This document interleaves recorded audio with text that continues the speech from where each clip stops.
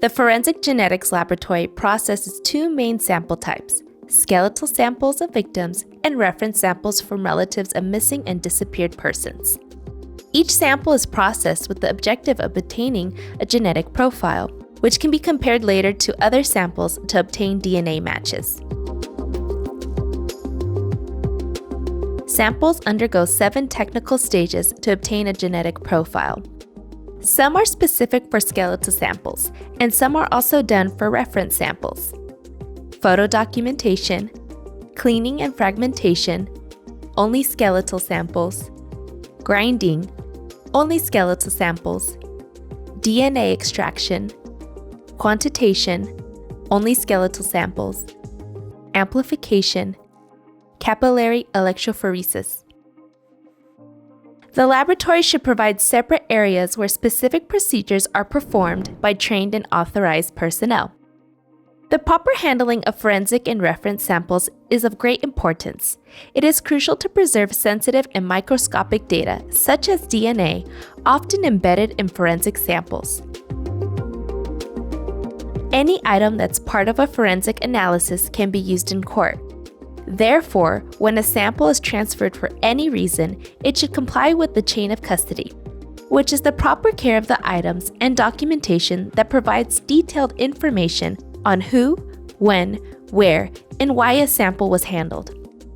The chain of custody will document the sequence of transfers of an item that may eventually be presented in court.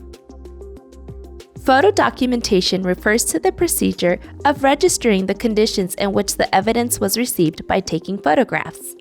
The photographs include a metric scale as a reference to the size of the sample. The photo documentation process aids in the chain of custody and records the sample conditions prior to its processing, as some of the samples may be partially or completely consumed. After the photo documentation, skeletal samples go through a preliminary preparation. Every time, prior to starting any process, the surfaces that will be used to work should be disinfected. The preparation of the sample includes physical cleaning, chemical disinfection, and fragmentation. It is done in order to remove contaminants adhered to the samples that could inhibit the reactions in the upcoming molecular biology processes. The physical cleaning is done by sanding the samples. It helps to remove tissue, soil, and any material that is attached to their surface. These contaminants may be the result of the handling of the samples, for example, during exhumation processes, and need to be removed. The sanding process also helps remove the outer layer of the samples, which could contain degraded DNA that is not useful to generate the genetic profiles.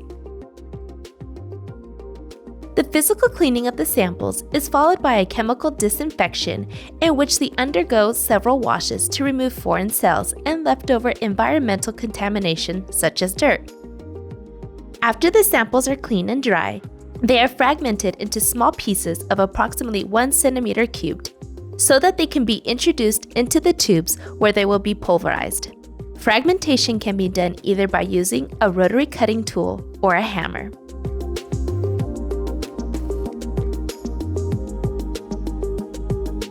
The next step is a physical transformation that homogenizes the sample. This transformation is called pulverization.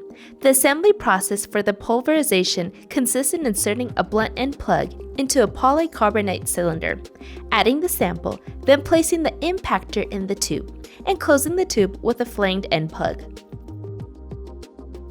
The assembled tubes are then placed into a cryogenic mill that works with liquid nitrogen. The freezing temperature caused by the liquid nitrogen crystallizes the skeletal samples, and the impactor inside the tube pulverizes them. It is important to perform the pulverization process with cooled samples because it prevents DNA degradation caused by the friction heat. The handling of the tubes after the supercooling process must be done using cryogenic gloves for protection. Then the sample is transferred to a conical tube. This is what the end product of the pulverization looks like, a fine powder, where cells are more accessible to interact with the solutions and reagents added to obtain the DNA from the bone or tooth sample. The next step in the process is DNA extraction. DNA extraction refers to the process of isolating the DNA from a biological sample, specifically from the nucleus of a cell. To do so, first we must break open the membranes, or protective layers, of the cell and the nucleus. This is achieved by adding specific reagents. This disruption will cause the release of DNA molecules along with other cell components, such as proteins and sugars. Through a purification step, all those other components are removed so that we end up with only the DNA molecules in our samples. The success of most molecular techniques depends on the quality and quantity of the DNA. Therefore, an extraction method should not include harsh reagents that can damage or affect the DNA. During extraction, inhibitors should also be eliminated. If not, steps may get compromised down the line. DNA extraction is a common step carried out for both skeletal and reference samples. Nevertheless, the procedures will be different. Extraction methods should be properly selected based on the type of samples and the laboratory processes. Skeletal samples are considered low copy number samples, meaning that the DNA is found in small quantities. Therefore, methods to isolate DNA from skeletal remains are time-consuming and involve several steps and reagents. DNA extraction protocols from bone samples usually include an initial step called demineralization.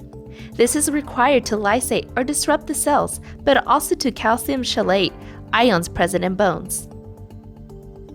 DNA extraction procedures include a series of instructions that must be followed in order. These instructions must specify the name of the reagent and the volume to be added. They also must indicate conditions related to incubation and centrifugation, such as temperature, time, and speed. The success will depend on correctly following these instructions. One available method, called solid phase method, selectively absorbs DNA molecules into a solid phase, such as silica membranes. By adding specific reagents at a given volume, all other components are removed. Centrifugation steps are also included in this procedure. Finally, the DNA is released from the membrane and it can be collected in a clean tube. Other evidence items, such as casework samples, can also be extracted using column-based methods. In contrast, reference items such as buccal swabs or blood samples are considered high copy number samples. Therefore, methods to isolate DNA from reference items are faster and easier. One option is to process an item using Celix 100 resin. This is an inexpensive and simple method that is gaining more popularity to extract DNA from reference materials. FTA cards are commonly processed by cutting a portion of the card and performing several washes with specific buffers, removing all other components, except the DNA. Both of these methods involve fewer steps, reducing the risk of contamination events. Automated extraction systems are also available to perform this step. These instruments help simplify the extraction by reducing time and hands-on work. They also increase the output of extracted samples. A variety of instruments are currently available to the user.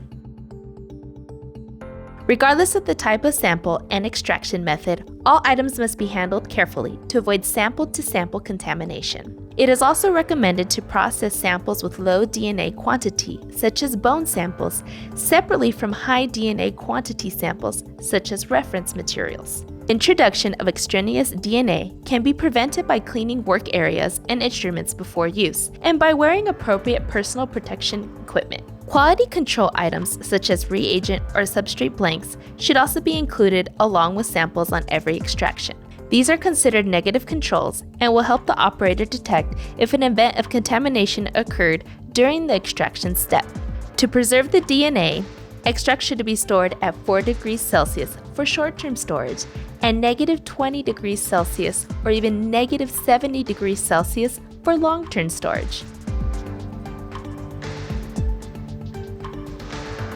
Once the DNA is isolated from skeletal samples, it is fundamental to measure the amount of the obtained DNA. This step is known as quantification. Quantification also provides information about the DNA quality, showing if inhibitors are present and if the sample is affected by degradation. Real-time quantitative PCR, also known as qPCR, is recommended when working with human samples in forensic genetics. Some commercial kits even provide information about female and male DNA proportions on the sample. To quantify, we need to prepare a standard curve of known concentrations, which will be used to assign the correct concentration of the samples. By knowing the DNA concentration, decisions have to be made for subsequent technical procedures. For example, if there's not enough DNA, we may need a new sample. Or if it has too much DNA, a dilution may be needed prior to the next step. Real-time quantification is carried out using a specialized instrument, showing results for each sample in real time as the reaction is taking place. The instrument detects a fluorescent signal from each sample, which will be relative to the quantity of DNA present in it.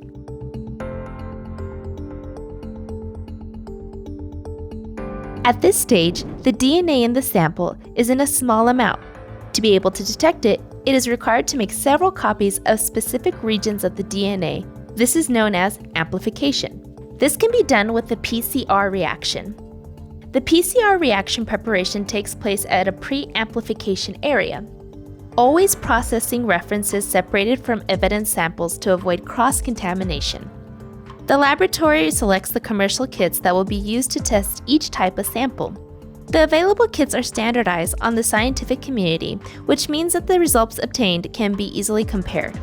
For example, some amplification kits for reference samples bypass the DNA extraction stage and only a small disk from the FTA card is needed. This greatly reduces hands-on time and optimizes the process. As a quality control measure, when the PCR reaction is prepared, a positive and a negative amplification control must be included along with the samples. These provide information for the overall performance of the reaction, equipment, and quality of the reagents. It is expected to obtain a full known profile for the positive control and no profile for the negative control, that is usually water. To achieve the amplification, the extracted DNA is mixed with specific reagents, and then the equipment called thermocycler is used to set the mix in controlled cycles of time and temperature that regulate the reaction. For each sample in the thermocycler, the reagents target and make millions of copies of several regions of the DNA, 15 through 24 regions. When generating a genetic profile, the more regions analyzed, the better.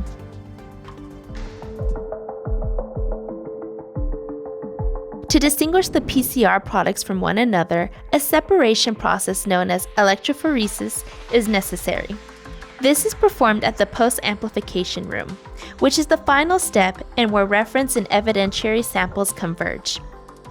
After the PCR, a small amount of sample is mixed with a denaturing reagent to separate double-stranded DNA into a single strand. Also, an internal sizing standard is added to assign the size of the DNA fragments.